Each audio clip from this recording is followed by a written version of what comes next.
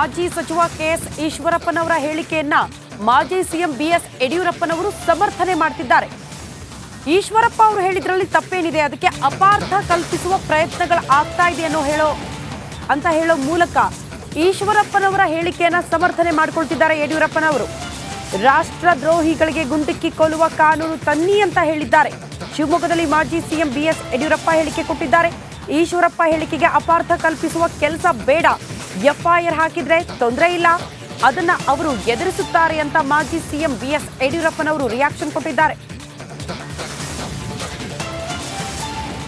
ಈಶ್ವರಪ್ಪನವರು ಹೇಳಿದಂಥ ಮಾತನ್ನ ಬೇರೆ ಅಪಾರ್ಥ ಕಲ್ಪಿಸೋ ರೀತಿ ಎಲ್ಲರೂ ಮಾತಾಡ್ತಾ ಇದ್ದಾರೆ. ಈಶ್ವರಪ್ಪ ಹೇಳಿರುವಂಥದ್ದು ದೇಶದ್ರೋಹಿಗಳಿಗೆ ಗುಂಡಿಕ್ಕಿ ಕೊಲ್ಲುವಂಥ ಒಂದು ಕಾನೂನು ತನ್ನಿ ಅಂತ ಹೇಳಿರುವಂಥದ್ದು. ಆದ್ದರಿಂದ ಇವತ್ತೇನು ಅವ್ರ ಬಗ್ಗೆ ಟೀಕೆ ಟಿಪ್ಪಣಿಗಳು ಅಪಾರ್ಥಗಳು ನಡೀತಾ ಇದೆ. ಅವ್ರು ಹೇಳಿದ್ದಕ್ಕೂ ಇದಕ್ಕೇನು ಸಂಬಂಧ ಇಲ್ಲ. ಕುಂಬಳಕಾಯಿ ಕಳ್ಳ ಅಂತ ಹೇಳಿದ ಹೆಗಲ್ಮುಟ್ಟು ನೋಡಿಕೊಂಡು ರೀತಿಯಲ್ಲಿ ಅಪಾರ್ಥ ಕಲ್ಪಿಸುವಂಥ ಕೆಲಸವನ್ನು ಮಾಡ್ತಾ ಇದ್ದಾರೆ. ಇದರಲ್ಲಿ ಏನು ಅರ್ಥ ಇಲ್ಲ. ಈಶ್ವರಪ್ಪನವರು ಹೇಳಿದಂಥ ಮಾತನ್ನು ಬೇರೆ ಅಪಾರ್ಥ ಕಲ್ಪಿಸೋ ರೀತಿ ಎಲ್ಲರೂ ಮಾತಾಡ್ತಾ ಇದ್ದಾರೆ. ಈಶ್ವರಪ್ಪ ಹೇಳಿರುವಂಥದ್ದು ದೇಶದ್ರೋಹಿಗಳಿಗೆ ಗುಂಡಿಕ್ಕಿ ಕೊಲ್ಲುವಂಥ ಒಂದು ಕಾನೂನು ತನ್ನಿ ಅಂತ ಹೇಳಿರುವಂಥದ್ದು. ಆದ್ದರಿಂದ ಇವತ್ತೇನು ಅವ್ರ ಬಗ್ಗೆ ಟೀಕೆ ಟಿಪ್ಪಣಿಗಳು ಅಪಾರ್ಥಗಳು ನಡೀತಾ ಇದೆ. ಅವ್ರು ಹೇಳಿದ್ದಕ್ಕೂ ಇದಕ್ಕೇನು ಸಂಬಂಧ ಇಲ್ಲ. ಕುಂಬಳಕಾಯಿ ಕಳ್ಳ ಅಂತ ಹೇಳಿದ ಹೆಗಲ್ಮುಟ್ಟು ನೋಡಿಕೊಂಡು ರೀತಿಯಲ್ಲಿ ಮಾಜಿ ಸಚಿವ ಕೆಎಸ್ ಈಶ್ವರಪ್ಪನವರ ವಿರುದ್ಧ ಡಿಸಿಎಂ ಡಿಕೆ ಶಿವಕುಮಾರ್ ವಾಗ್ದಾಳಿ ನಡೆಸಿದ್ದಾರೆ. ನಮ್ಮ ತಂಟೆಗೆ ಬಂದ್ರೆ ಎಲ್ಲರಿಗೂ ಸೆಟಲ್ಮೆಂಟ್ ಆಗ್ತಾ ಇದೆ ಅನ್ನುವಂತಹ ವಿಚಾರವನ್ನ ಡಿಸಿಎಂ ಡಿಕೆ ಶಿವಕುಮಾರ್ ಪ್ರಸ್ತಾಪ ಮಾಡಿದ್ದಾರೆ. ಅಸೆಂಬ್ಲಿಯಲ್ಲಿ ನಮ್ಮ ತಂದೆಯ ಬಗ್ಗೆ ಮಾತನಾಡಿದ್ರು. ಈಶ್ವರಪ್ಪ ಅವರ ಒಂದು ರೌಂಡ್ ಸೆಟಲ್ಮೆಂಟ್ ಆಗಿದೆ. ಡಿಕೆ ಸುರೇಶ್ ಅವರದ್ದು ಹೆದರುವ ಬ್ಲಡ್ ಅಲ್ಲ ಅಂತ ಡಿಸಿಎಂ ಡಿಕೆ ಶಿವಕುಮಾರ್ ವಾಗ್ದಾಳಿ ನಡೆಸಿದ್ದಾರೆ.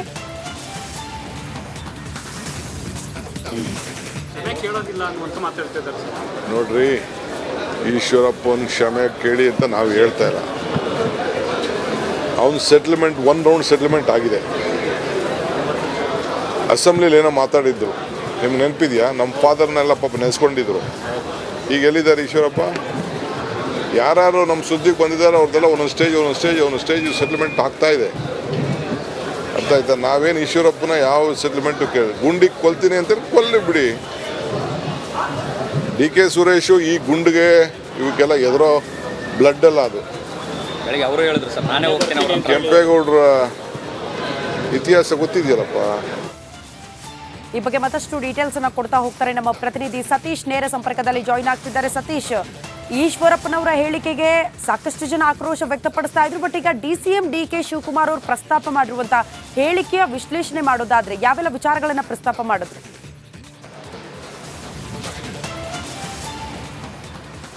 ಶ್ರುತಿ, ಡಿ ಕೆ ಶಿವಕುಮಾರ್ ಅವರು ಈಶ್ವರಪ್ಪನವರ ವಿರುದ್ಧ ಸಾಕಷ್ಟು ವಾಗ್ದಾಳಿ ನಡೆಸಿದರು. ಪ್ರಮುಖವಾಗಿ ಡಿ ಕೆ ಸುರೇಶ್ ಅವರಿಗೆ ಗುಂಡಿಟ್ಟು ಕೊಲ್ಲಬೇಕು ಅನ್ನೋ ಹೇಳಿಕೆ, ಏನೋ ದೇಶ ವಿಭಜನೆ ಬಗ್ಗೆ ಮಾತನಾಡ್ತಾರೆ, ಅವ್ರ ವಿರುದ್ಧ ಗುಂಡಿಟ್ಟು ಕೊಲ್ಲಬೇಕು ಅನ್ನೋ ಒಂದು ಹೇಳಿಕೆಯನ್ನು ಕೊಟ್ಟಿದ್ದರು. ಅದು ಸಾಕಷ್ಟು ವಿವಾದವನ್ನು ಸೃಷ್ಟಿಸಿತ್ತು.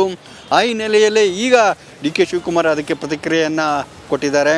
ನಮ್ಮ ವಿರುದ್ಧ ಯಾರೆಲ್ಲ ಮಾತನಾಡಿದಾರೋ ಅವ್ರದ್ದೆಲ್ಲ ಸೆಟ್ಲ್ಮೆಂಟ್ ಆಗಿದೆ ಅನ್ನೋ ಒಂದು ಎಚ್ಚರಿಕೆಯ ಮಾತನ್ನು ಡಿ ಕೆ ಶಿವಕುಮಾರ್ ಅವರು ಹೇಳಿದರು. ಈ ಹಿಂದೆ ಈಶ್ವರಪ್ಪನವರು ಸದನದಲ್ಲಿ ಶ್ರೀ ಡಿ ಕೆ ಶಿವಕುಮಾರ್ ಅವರ ತಂದೆಯ ಬಗ್ಗೆ ಮಾತನಾಡಿದರು. ಅದಕ್ಕೆ ಏನಾಯ್ತು, ಈಗ ಈಶ್ವರಪ್ಪನವರು ಎಲ್ಲಿದ್ದಾರೆ ಈಗ ಅನ್ನೋ ಒಂದು ಪ್ರಶ್ನೆಯನ್ನು ಮಾಡಿದರು. ಅಂದರೆ ನಮ್ಮನ್ನು ಯಾರು ಎದುರಾಕೊಳ್ತಾರೋ ಅವರಿಗೆಲ್ಲ ಒಂದು ಗತಿ ಆಗುತ್ತೆ ಅನ್ನೋ ಒಂದು ಮಾತಿನ ಅರ್ಥ ಡಿ ಕೆ ಶಿವಕುಮಾರ್ ಅವರ ಈ ಹೇಳಿಕೆಯಲ್ಲಿ ಕಂಡು ಬರ್ತಾ ಇದೆ. ಹೀಗಾಗಿಯೇ ಯಾರು ಕೂಡ ನಮ್ಮ ವಿರುದ್ಧ ಮಾತನಾಡಬೇಡಿ, ನಮ್ಮನ್ನು ಎದುರಾಕೊಳ್ಬೇಡಿ ಅನ್ನೋ ಒಂದು ಪರೋಕ್ಷ ಎಚ್ಚರಿಕೆಯನ್ನು ಡಿ ಕೆ ಶಿವಕುಮಾರ್ ಅವರು ಈ ಮುಖಾಂತರ ಕೊಟ್ರ ಅನ್ನೋ ಒಂದು ಮಾತುಗಳು ಕೂಡ, ಚರ್ಚೆಗಳು ಕೂಡ ಈಗ ಕೇಳಿ ಬರ್ತಾ ಇದೆ. ಈ ಹಿಂದೆ ಹಲವು ವಿಚಾರಗಳನ್ನು ಪ್ರಸ್ತಾಪ ಮಾಡಿದ್ರು. ನಮ್ಮನ್ನು ಯಾರೆಲ್ಲ ದೂಷಿಸಿದ್ರು ಅಂದರೆ ಬಗ್ಗೆ ಮಾತನಾಡಿದ್ರು, ಅವ್ರಿಗೆಲ್ಲ ಸೆಟ್ಲ್ಮೆಂಟ್ ಆಗ್ತಾ ಇದೆ, ಇನ್ನು ಮುಂದೆನೂ ಕೂಡ ಅದೇ ರೀತಿ ಸೆಟ್ಲ್ಮೆಂಟ್ ಮಾಡ್ತೀವಿ ಅನ್ನೋ ಒಂದು ಎಚ್ಚರಿಕೆಯನ್ನು ಕೊಟ್ಟಿದ್ದಾರೆ. ಒಟ್ಟಾರೆ ಈ ವಿಚಾರ, ಈಶ್ವರಪ್ಪನವರ ಈ ಹೇಳಿಕೆ ಸಾಕಷ್ಟು ವಿವಾದವನ್ನು, ಚರ್ಚೆಯನ್ನು ಹುಟ್ಟುಹಾಕಿದೆ. ಆರೋಪ ಪ್ರತ್ಯಾರೋಪಗಳು ನಡೀತಾ ಇದೆ. BJP ಹಲವು ನಾಯಕರು ಈ ವಿಚಾರವನ್ನು ಅದು ಆ ರೀತಿ ಹೇಳಿಲ್ಲ ಅನ್ನೋ ಮಾತನ್ನು ಹೇಳ್ತಾ ಇದ್ದಾರೆ. ಸ್ವತಃ ಈಶ್ವರಪ್ಪನವರು ಕೂಡ ಈಗ ಮಾತು ಬದಲಾಯಿಸಿದ್ದಾರೆ. ನಾನು ಆ ರೀತಿ ಹೇಳಿಲ್ಲ ಅನ್ನೋ ಮಾತನ್ನು ಹೇಳಿದ್ದಾರೆ.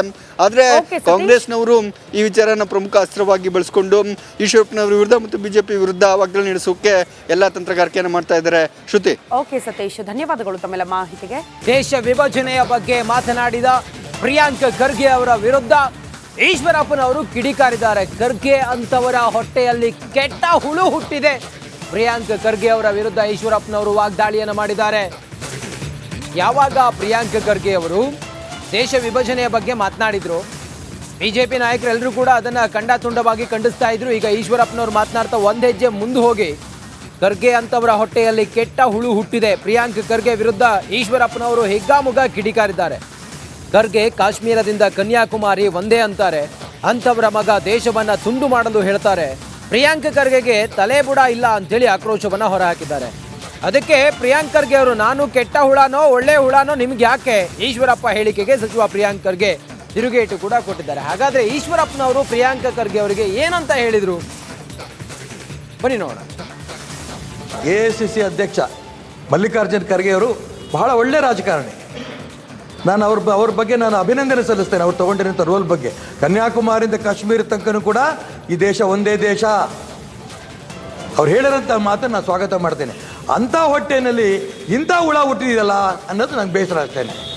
ಅಂಥ ಹೊಟ್ಟೆನಲ್ಲಿ ಇಂಥ ಹುಳ ಹುಟ್ಟಿದೆಯಲ್ಲ ಅನ್ನೋದು ನಂಗೆ ಬೇಸರ ಆಗ್ತೇನೆ. ಅದಕ್ಕೆ ಉತ್ತರ ಕೊಡಲ್ಲ ನಾನು.